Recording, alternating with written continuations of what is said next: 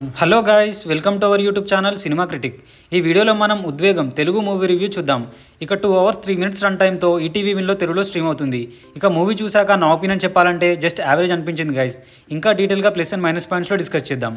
Movie యొక్క basic plot ఏంటంటే, ఈ మూవీలో హీరో అయిన మహీంద్ర అలియాస్ త్రిగుణ్ ఒక lawyer.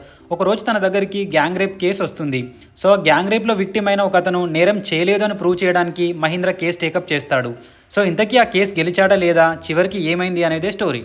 Coming to plus points, court సీన్స్లో కొన్ని ప్రొసీడింగ్స్ పర్లేదు అనిపించాయి. అండ్ ఎండింగ్లో ఇద్దరు లాయర్స్ కోసం ఇచ్చిన జస్టిఫికేషన్ కొంతవరకు సాటిస్ఫాక్షన్ అనిపించింది.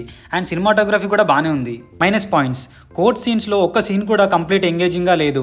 అండ్ మెయిన్గా ఈ మూవీలో జడ్జ్ రోల్కి మినిమం వాల్యూ లేదు అనిపించింది.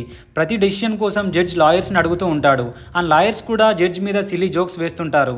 అండ్ ఎడిటింగ్ వర్క్స్ కూడా చాలా లోగా ఉన్నాయి. అండ్ బీజిఎం కూడా జస్ట్ యావరేజ్ అనిపించింది.